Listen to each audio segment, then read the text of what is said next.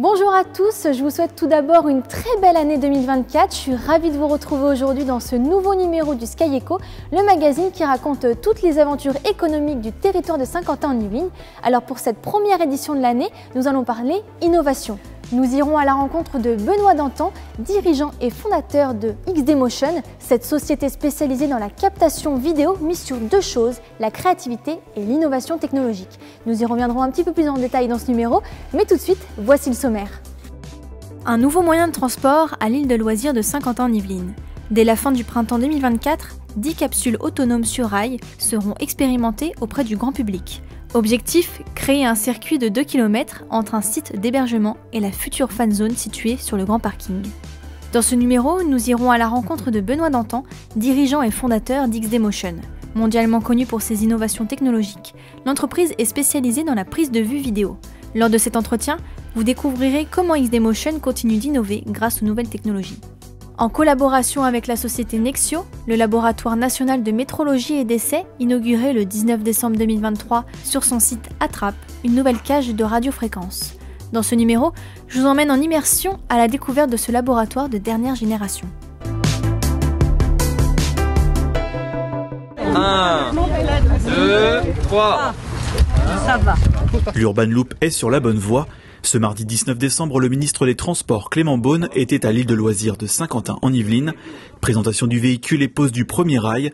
Un moment symbolique pour annoncer l'expérimentation de ce nouveau moyen de transport pour les Jeux Olympiques 2024.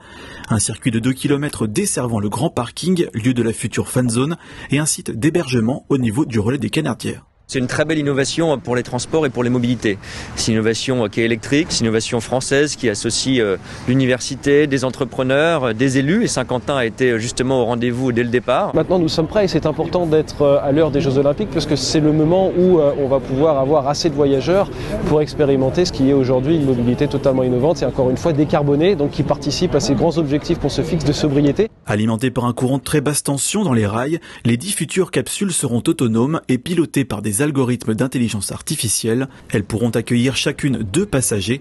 Un trajet écologique à 50 km/h à moins d'1 centime d'euro le kilomètre. Urban Loop, c'est un système de transport qui est dédié aux zones de moyenne densité, c'est-à-dire pas le centre-ville de Paris, pas le centre-ville de Marseille, mais des villes comme Saint-Quentin-en-Yvelines, où on souhaite être plus rapide que la voiture. On ne fait pas d'attente à quai, il y a toujours des véhicules qui viennent se recharger, comme des télécabines dans les stations. On arrive, on rentre, on appuie sur la station sur laquelle on souhaite aller, les portes se ferment et après le véhicule va directement à sa destination sans s'arrêter. Débutés en septembre 2023, les travaux se poursuivront jusqu'à la mi-janvier avec la pose des derniers rails. Les navettes Hyperloop seront testées à vide dès février avec une ouverture au public à la fin du printemps. Cette expérimentation de 17 mois d'un coût de 5 millions d'euros est financée à hauteur de 800 000 euros par l'agglomération de Saint-Quentin-en-Yvelines. Depuis sa création en 2011, XD Motion parcourt la planète pour retransmettre les plus grands événements du monde. Exposition universelle de Dubaï, concert de Coldplay en passant par le tournoi des 6 nations. L'entreprise saint-quentinoise est reconnue mondialement pour ses innovations en matière de retransmission vidéo. Sa marque de fabrique, des prises de vue aériennes et en mouvement à partir d'avions, de drones, de travelling sur câbles et rails motorisés. Cette technologie, elle est notamment développée par un homme, Benoît Dantan. Bonjour. Bonjour. Vous êtes dirigeant et fondateur de XD Motion. Alors premièrement, c'est quoi XD Motion?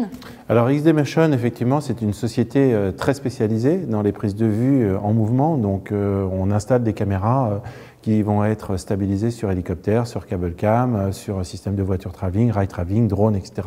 Donc notre innovation principalement est d'avoir tout type de supports qui vont permettre de faire des retransmissions sportives, culturelles ou autres qui vont donner une image absolument extraordinaire de ces types de prises de vue. Ouais, et du coup, vous pouvez nous parler un petit peu de ces captations vidéo, avec quoi vous travaillez exactement? Bon, je vais prendre quelques exemples, puisque là on est sur une année olympique, donc déjà bonne année. Et cette année va être une année très innovante. Donc là, ces derniers tournages sur Noël 2023 et début d'année, on a fait le concert de Jean-Michel Jarre à Versailles.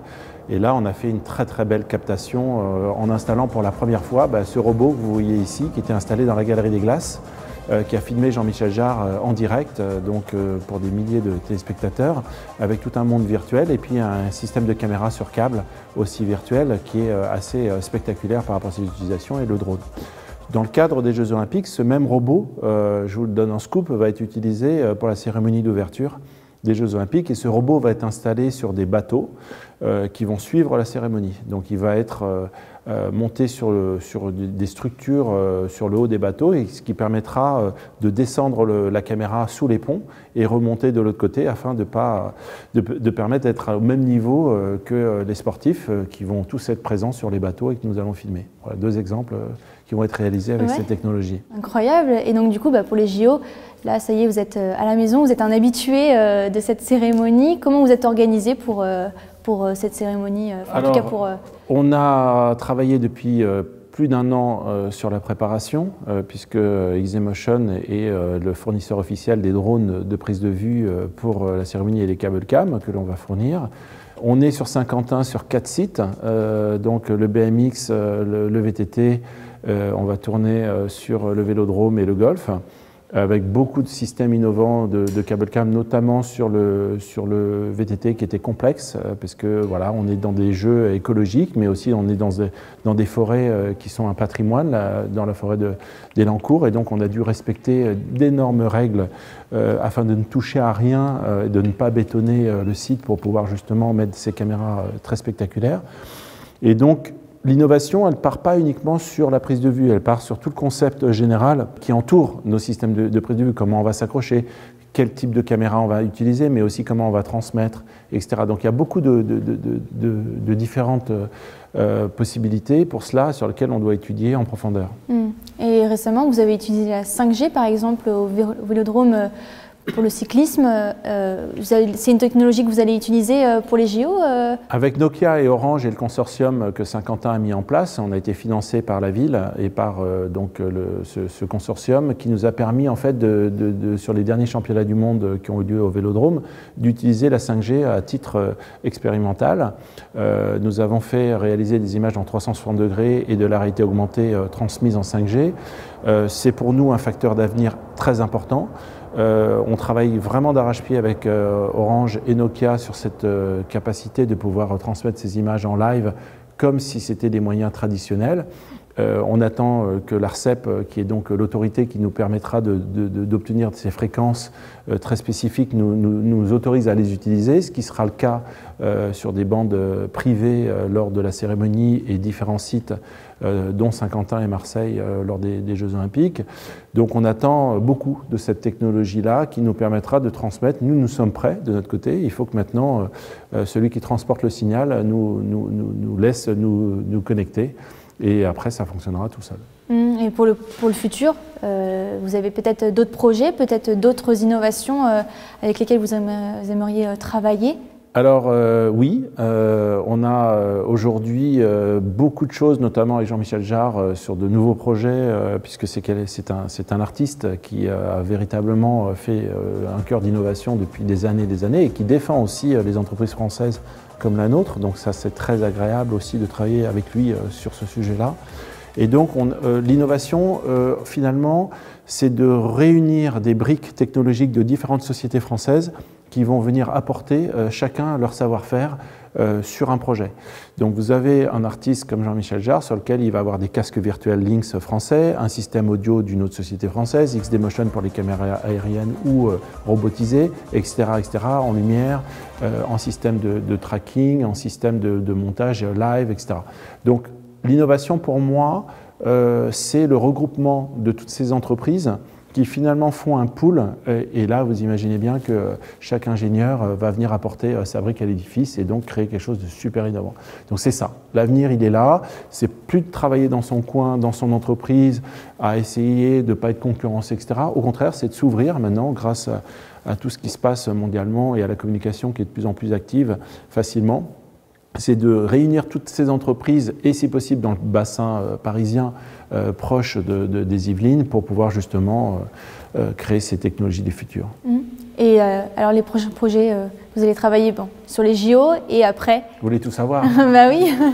Alors là, on est sur les championnats du monde de VTT en discussion. Ça va être quelque chose d'important. Le tournoi à destination qui reprend après la belle Coupe du monde de rugby que nous avons réalisée au Stade de France, qui a été quelque chose d'assez spectaculaire et innovant. On a réalisé les prises de vue d'hélicoptères sur ce domaine-là. Et ensuite, je dirais que ça va être principalement des concerts. Là, en innovation, on a aussi la mode. Là, on va réaliser le défilé Louis Vuitton la fin de la semaine prochaine, qui va être très très innovant parce qu'on va utiliser 3 cable cam à l'intérieur donc de la salle. Alors, je ne peux pas trop en parler parce qu'on est sous accord de confidentialité, mais en tout cas, ça va être quelque chose de très spectaculaire à voir en termes de prise de vue artistique et pour la mode. Dans mes rêves les plus fous, je pense que j'ai très envie de créer une relation entre les ingénieurs et les techniciens pour créer ces technos-là, et on y travaille. Donc il faudra que vous êtes obligés de revenir dans quelques semaines, oui, parce que je ne peux pas encore tout vous dévoiler tout de suite, mais ça va venir. Bon, plein de bonnes choses alors pour la suite. Et merci beaucoup. Avec plaisir, Clara. Merci.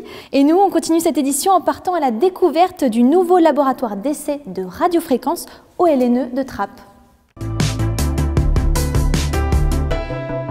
Bonjour, je suis Bernard Pic, je suis le directeur adjoint des essais de la certification du LNE.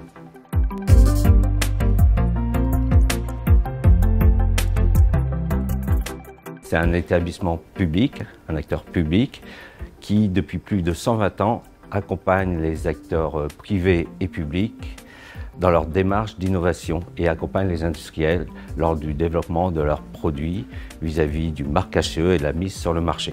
Dans le cadre de nos investissements et de nos développements, nous avons eu le plaisir d'inaugurer le 19 décembre 2023 un tout nouvel équipement, le nouveau laboratoire de radiofréquence.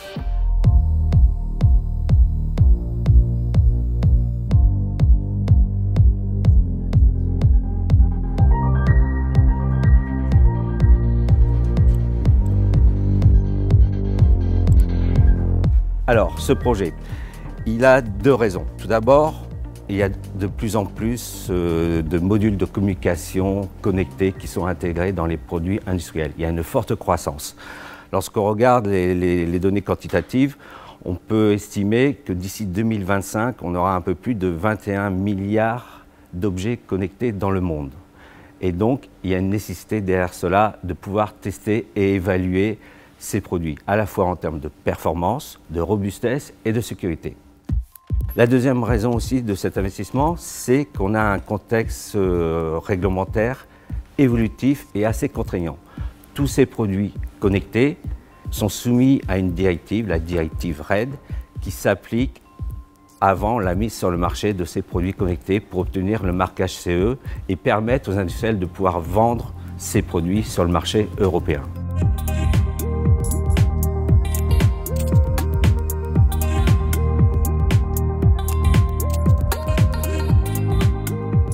Nous avons souhaité collaborer avec Nexeo, qui est une société d'ingénierie dans le domaine de l'électromagnétisme et qui a des activités orthogonales et complémentaires à celles du LNE.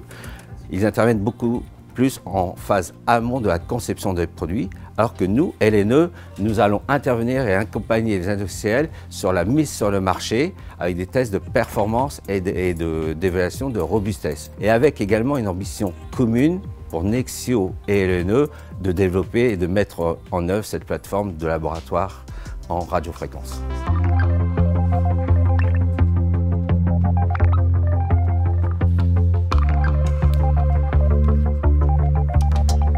Je m'appelle Arnaud Fayette, je suis responsable technique radio au LNE depuis maintenant 2 ans.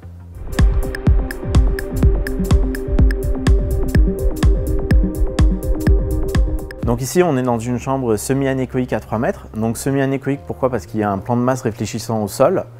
Donc cette chambre c'est une cage de Faraday, donc l'extérieur est entièrement métallisé de façon à ce que les ondes ne rentrent pas à l'intérieur de l'enceinte. Tout autour, on a mis des tuiles de ferrite, on en a 20 000, ils ont tous été fixés à la main un à un. Sur ces tuiles de ferrite, on est venu rajouter des absorbants. Donc les tuiles comme les absorbants ont pour rôle de faire en sorte que les ondes ne se réfléchissent pas à l'intérieur de la salle, de façon à ce qu'on puisse mesurer ce qui provient du produit. Donc l'idée ici, c'est de disposer le produit sous test. Donc là, on peut avoir des produits qui font à peu près 2 mètres de haut par 2 mètres de large, jusqu'à peu près 1 tonne. et on les met en place sur ce plateau tournant. Et en face, on a un mât d'antenne qui peut aller de 1 mètre à 4 mètres et sur lequel on va venir connecter les différentes antennes en fonction des bandes de fréquences qu'on va venir regarder.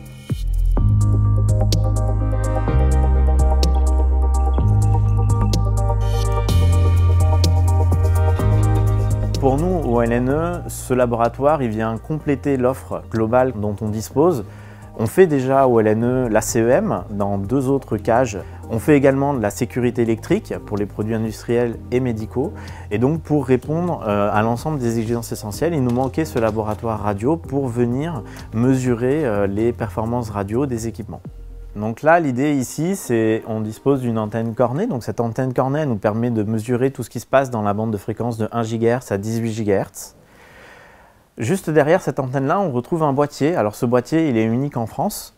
Ensuite, les signaux radio sont envoyés via un câble qui va à l'extérieur de la cage se connecter sur un récepteur de mesure qui va de 1 Hz à 40 GHz. Et c'est ce récepteur de mesure qui nous permet justement de faire la trace RF du produit.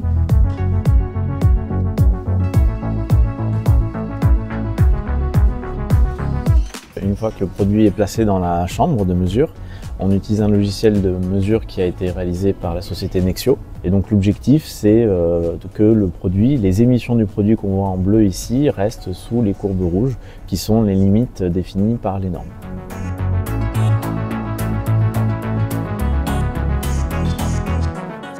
Les avantages pour les entreprises qui vont pouvoir bénéficier de cette plateforme unique au niveau européen, c'est tout d'abord un délai beaucoup plus court dans la conception de leurs produits. Ils vont également gagner en délai sur le time to market, la mise sur le marché, et bien évidemment sur le coût du projet, puisqu'ils vont bénéficier sur un site unique et un guichet unique de l'ensemble des prestations nécessaires pour pouvoir évaluer et tester leurs produits avant la mise sur le marché. On va pouvoir tester les produits connectés qui vont utiliser les réseaux 5G et à terme les réseaux 6G. Et donc pour les consommateurs, ce sera un bénéfice de pouvoir bénéficier de produits sûrs, testés et vérifiés. On continue à investir sur les technologies de demain, c'est-à-dire l'intelligence artificielle et la cybersécurité. Et donc, notre prochain investissement qui est en cours, c'est le futur laboratoire d'évaluation des systèmes d'intelligence artificielle, le LEIA Immersion, que nous allons inaugurer en février 2024.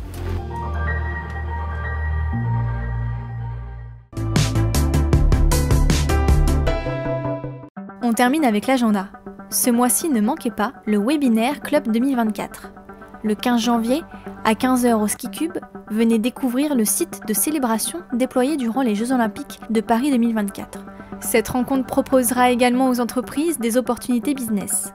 C'est la fin de ce numéro, merci de l'avoir suivi, à bientôt sur TV78.